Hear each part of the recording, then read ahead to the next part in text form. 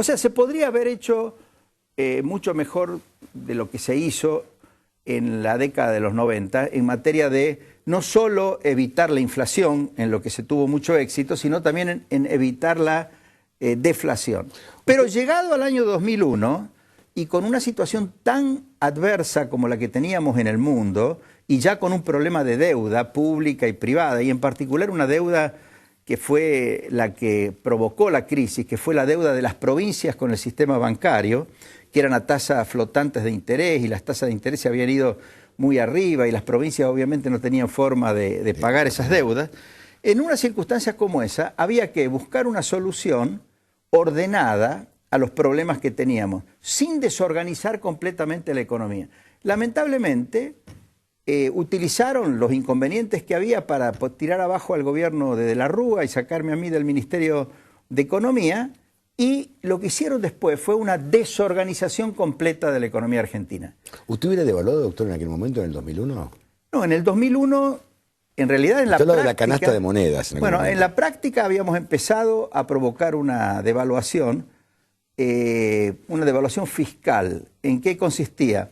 Consistía en que al exportador le dábamos un reintegro y al importador le poníamos un arancel adicional que tenía que ver con la diferencia que había entre el dólar euro y el dólar. Pero después esto se iba a arreglar solo porque el euro iba a valorizarse frente al dólar y cuando el euro pasara a valer más que un dólar, en ese momento íbamos a dejar flotar entre el euro y el dólar y así la gente se iba a ir acostumbrando a tener un régimen como el peruano, donde lo que estaba pactado en dólares se tenía que cumplir en dólares, lo que estaba pactado en pesos, y el dólar y el peso podían tener una relación más flexible.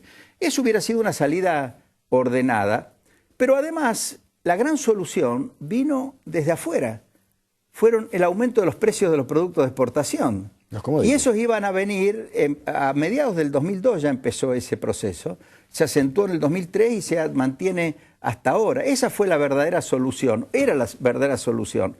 Ahora, lamentablemente, ahora estamos en una economía que, enfrentando situaciones muy favorables en el exterior, como por ejemplo los precios de exportación siguen siendo para todas las commodities muy buenos, y habiendo en el mundo una liquidez excedente enorme, a punto tal de que en Colombia, Chile, Perú, Brasil, México, el problema es la excesiva entrada de capitales y la apreciación de sus monedas por excesiva entrada de capitales. Acá estamos en el peor de los mundos. Tenemos salida de capitales. Han salido más de 80.000 millones de dólares desde el 2007 en adelante. En lugar de entrar, salen.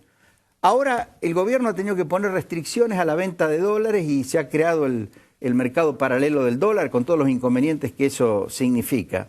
Además se ha comenzado a restringir las importaciones de bienes de capital, de insumos. Se traba el comercio en todo sentido. Hay fuertes impuestos a las exportaciones.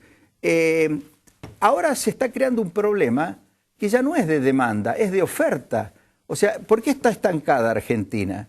Argentina está estancada no porque le falte demanda de bienes, y además el gobierno demanda, si quiere, crea, porque emite dinero como loco, puede aumentar el gasto público, pero lo que pasa es que no hay respuesta por el lado de la oferta, porque no hay inversión en sectores claves de la economía, y hay muchos cuellos de botella, y hay mucho entorpecimiento en los procesos productivos derivado de todas estas restricciones y todas estas intervenciones que hace el gobierno. O sea que realmente en esta última década hemos desaprovechado una oportunidad extraordinaria que nos ofreció el mundo y hemos reintroducido una enfermedad muy mala de la economía, que es la inflación, que crea una cantidad enorme de injusticia. Ahora esto se va con un plan antiinflacionario, o primero reconociendo el problema, me imagino yo, y después con un plan antiinflacionario. ¿Existe lo que se llama el plan antiinflacionario? Sí, pero el plan antiinflacionario no es solo controlar la expansión monetaria, como normalmente se dice,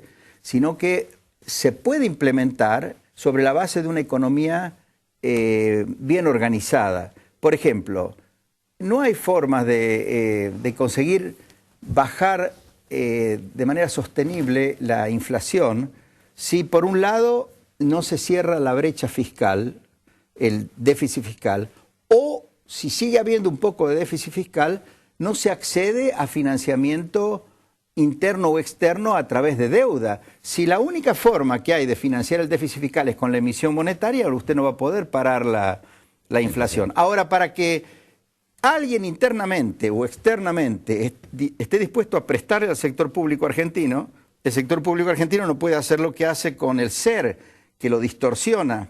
O sea, el sector público argentino y como consecuencia también el sector privado hoy paga unas tasas reales de interés enormes si es que se llegara a endeudar. La tasa riesgo país es enorme. También era alta en el 2001, pero en el 2001 era alta la tasa riesgo país porque mucha gente esperaba una devaluación y porque teníamos objetivamente un problema de alto endeudamiento del sector privado y del sector público. Pero ahora prácticamente los niveles de deuda son muy bajos y sin embargo nadie consigue crédito en términos razonables. ¿Por qué? Porque Argentina ha perdido el crédito por desconfianza, porque además no ha sido capaz de normalizar su relación financiera con el exterior.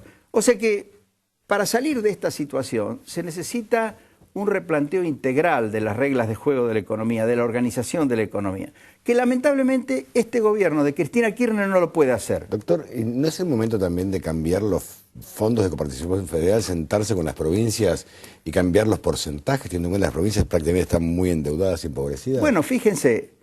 Pero hay una perversión de la reforma constitucional de 2004 también, todo tiene que estar de acuerdo. Sí, pero el grave problema que hay en este momento de repartición de fondos entre la nación y las provincias se deriva también de la inflación y de los impuestos distorsivos. O sea, en el 91, cuando empezó el plan de convertibilidad y cuando se firmaron todos estos pactos federales fiscales, que junto con la ley de coparticipación que venía de antes, establecieron cómo se distribuían los recursos entre la nación y las provincias. ¿Qué porcentaje en aquella época? Bueno, más o menos las provincias recibían un 40%, ¿no? Pero del total de los recursos que captaba el Estado Nacional. Ahora, ¿y por qué,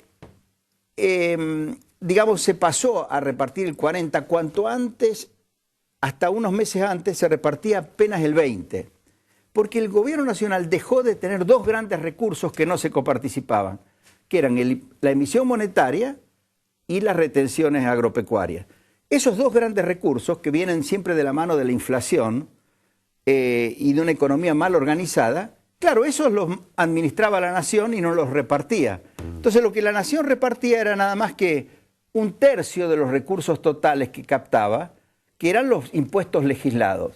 A partir del 1 de abril del 91, solo se cobraban impuestos legislados, desaparecieron las retenciones y desapareció el impuesto inflacionario, ya no había emisión monetaria para financiar déficits fiscales. Entonces el gobierno se tuvo que financiar con recaudación de impuestos genuinos y esos impuestos genuinos se coparticipaban totalmente. ¿Qué ha pasado ahora? Seguimos teniendo las mismas leyes de coparticipación de los 90 y tenemos los mismos pactos federales fiscales de los 90. Sin embargo, las provincias reciben mucho menos que lo que recibían en los 90. ¿Por qué? Porque de nuevo ahora el gobierno nacional tiene dos recursos que no coparticipa, enormes recursos. Uno, las retenciones agropecuarias, que en realidad las paga todo el interior del país, porque los granos y toda la producción agropecuaria se producen al interior del país, pero lo recauda la nación y no lo coparticipa. Y después está la emisión monetaria. La emisión monetaria con la que se financian los déficits fiscales, decide la nación cómo lo reparte. La provincia de Buenos Aires y Córdoba y Santa Fe no pueden emitir dinero a su antojo. Sí la nación, y la nación lo emite. Ahora después a un gobernador le da, a otro no le da, según el interés político que tenga el gobierno nacional en apoyar o atacar a una determinada provincia. Entonces, el tema de la coparticipación federal se arreglaría prácticamente solo, no digo que no haya que perfeccionarlo, pero se arreglaría solo si la nación y las provincias se pasaran a recaudar con los impuestos legislados y dejaran de cobrarse retenciones a las exportaciones agropecuarias y el impuesto inflacionario. Lo que pasa es que todo el poder político del kirchnerismo se asienta en estas dos herramientas que han introducido en la economía, que provocan graves problemas, como por ejemplo la inflación, pero que al gobierno le dan un gran poder. Ellos pueden emitir dinero para financiar déficit y luego lo reparten como a ellos se les antoja, eso no se coparticipa, y pueden capturar impuestos sobre las exportaciones a través de las retenciones, y eso también lo reparten como ellos quieren, no se coparticipa. Entonces, la situación en la cual estamos es de muy difícil solución para un gobierno como este. ¿Pero por qué dice difícil solución para un gobierno como este? Y porque este gobierno ha construido su poder político y además ha adoptado una ideología, después puedo hablar del tema de la ideología, pero ha construido su poder político sobre la base de herramientas que generan los problemas. Por lo tanto, no va a abandonar esas herramientas porque son la base de su sustento político. Yo creo que esto va a cambiar cuando cambie el gobierno. A partir del 10 de diciembre del 2015, si somos capaces los argentinos de elegir un gobierno diferente al de Cristina Kirchner, diferente en el sentido de las ideas y del estilo y de la ideología que proyecta. Evidentemente la gente apoyó la política económica de la presidenta con el 54% hace no menos de... Sí, pero la gente apoyó hace menos de un año. El resultado perceptible para la gente, ¿no es cierto? Pero gran parte de ese resultado es fruto de esta reiteración de engaños y de políticas que cada vez provocan más inflación y cada vez van a ir provocando más conflictos. Por lo cual yo creo que en los 3 próximos años la gente se va a dar cuenta de que fue engañada y los conflictos se van a ir acentuando. Y yo creo que la presidenta y el gobierno nacional no le van a poder endosar a los gobernadores todos esos conflictos como para decir son ellos los culpables y nosotros somos un buen gobierno. Yo creo que la gente se va a dar cuenta que este es un gobierno que no es bueno y yo creo que va a buscar un cambio. Ahora, ¿en qué dirección va a ser ese cambio? Yo espero que sea en la dirección correcta. Por ejemplo, un dirigente al que le preocupe la inflación, un dirigente que esté dispuesto a decir la verdad y no seguir mintiendo como miente el INDEC permanentemente, ¿no?